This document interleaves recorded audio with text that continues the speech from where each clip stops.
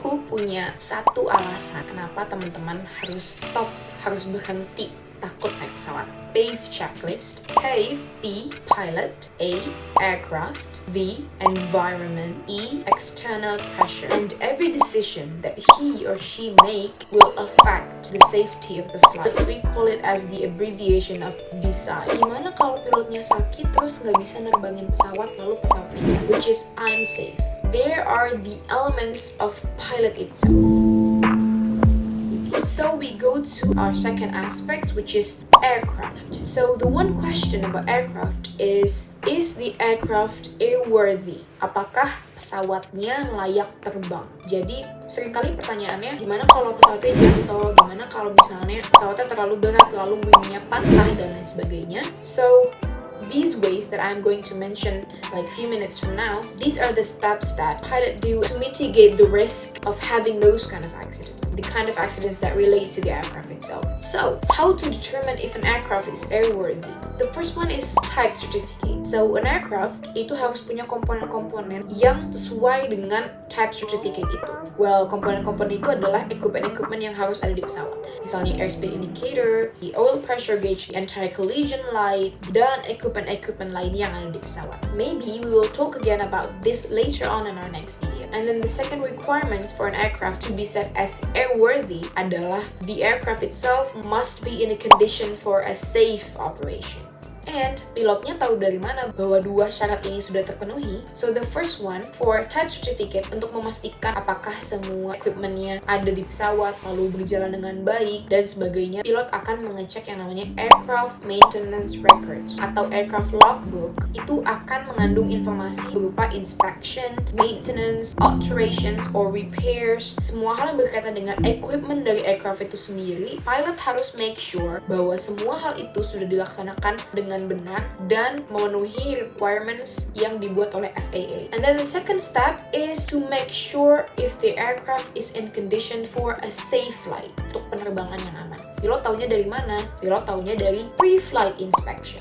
Tahu kan yang biasanya kalau pilot pakai rompi warna kuning kalau di airline, and then he or she would go around the airplane then do some kind of checks. So itu namanya pre-flight inspection. Apakah ada hal-hal yang rusak di pesawatnya? Apakah equipment-nya berjalan dengan benar? So these two things adalah hal-hal yang menentukan apakah aircraftnya sudah layak terbang atau airworthy. And during pre-flight planning atau perencanaan sebelum terbang, pilot juga pasti menentukan tentang weight and balance. Jadi mengkalkulasikan berat yang akan ditanggung oleh pesawat yang akan dia naiki as compared to atau dibandingkan dengan maximum take-off weight atau berat maksimum yang bisa dihandle oleh pesawat ini. Jadi kejadian seperti pertanyaan tadi, yaitu gimana kalau pesawatnya terlalu berat lalu sayapnya patah? Well, it will be less likely to happen kalau pilotnya sudah benar-benar menentukan dan mengkalkulasikan mengenai weight and balance. So weight and balance is to prevent those kind of things from happening.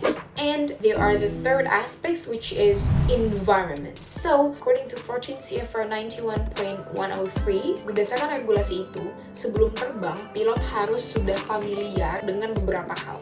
Nah, beberapa hal ini, lagi-lagi, we use a lot of abbreviations in aviation, so hal-hal ini abbreviated by NWKRAFT.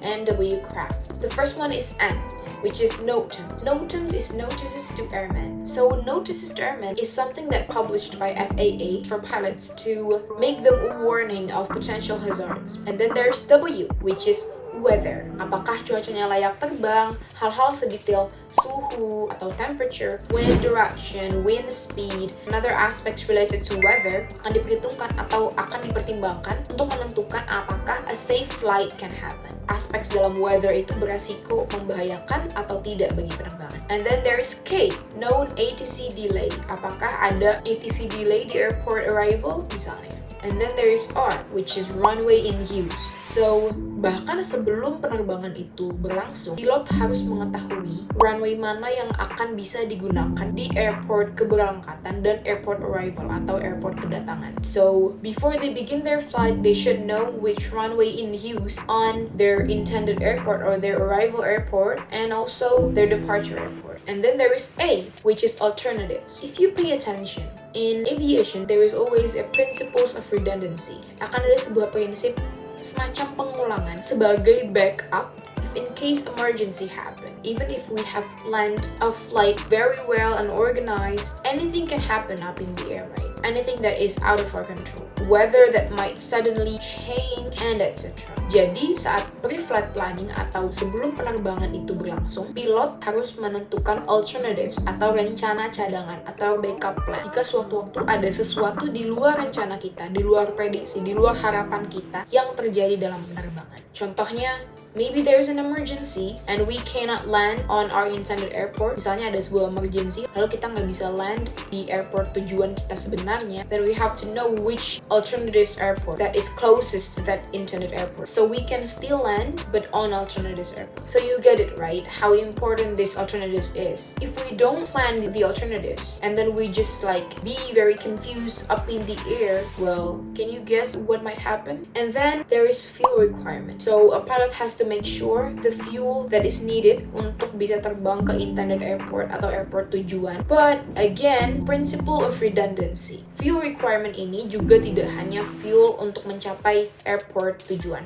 tapi juga fuel untuk beberapa menit penerbangan, sehingga in case there is an emergency, in case there is something that out of our control happen, we can still create a safe flight. It's called fuel reserve. So, for example, for VFR pilots or the pilot that fly visually, mereka harus menambah besar fuel yang digunakan untuk airport tujuan plus 30 minutes of cruising fuel. So, fuel yang digunakan untuk 30 menit cruising itu at daytime. At nighttime, fuel requirement increase until 45 minutes. So that means at nighttime, the requirement would be fuel to reach the intended airport plus 45 minutes fuel reserve. Hi guys, so there's one more aspect of NW craft, which is takeoff and landing distances. So pilots also need to be familiar with takeoff and landing distances, so they will know what to react and how to control the aircraft in accordance to the takeoff and landing distances that they already measured before the flight begin. Like in accordance to weight and balance, the terrain that is already in the airport that is intended, and etc. So they will have to measure the takeoff and landing distances in order to create a safe flight. And then our last aspect is E, external pressure. So external pressure, as the name suggests, the influence or the pressure comes from external to the pilot. For example, karena tekanan dari luar yang bisa mempengaruhi pilot, contohnya adalah passengers yang harus buru-buru, misalnya cannot accept any delay, someone's waiting at the destination airport, dan tekanan-tekanan lainnya yang bisa mempengaruhi pilot dari eksternal. Therefore, di sini pilot harus bisa memastikan bahwa tekanan-tekanan ini mampu dia handle, mampu dia face dengan baik. So, this is where the aeronautical decision making plays a role. Even though there is an external pressure, the pilot should use their aeronautical decision making to know what are the things that they should prioritize first in order to create a safe flight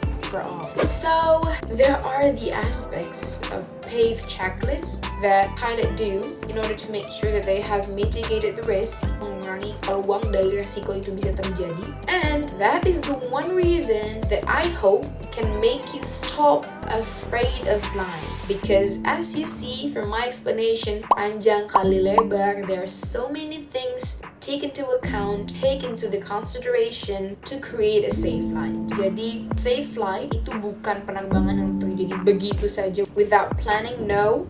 Every safe flight needs a good planning, and every safe flight needs a good and competent pilot.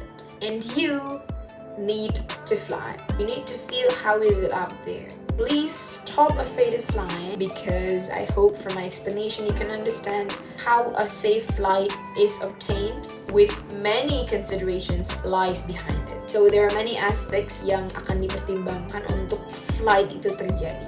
Well, I actually want to challenge you to search on Google the percentage of accidents in flight and then compare it to the percentage of accident in land, like cars, motorcycles, and etc. So yeah, that's all. I hope this video is beneficial, and the most important thing I hope your fear of flying can maybe reduce a little bit. And of course, during this pandemic, it's very normal for, feeling the fear of flying because of the virus itself. Not because of the flying, right? Because of the virus itself.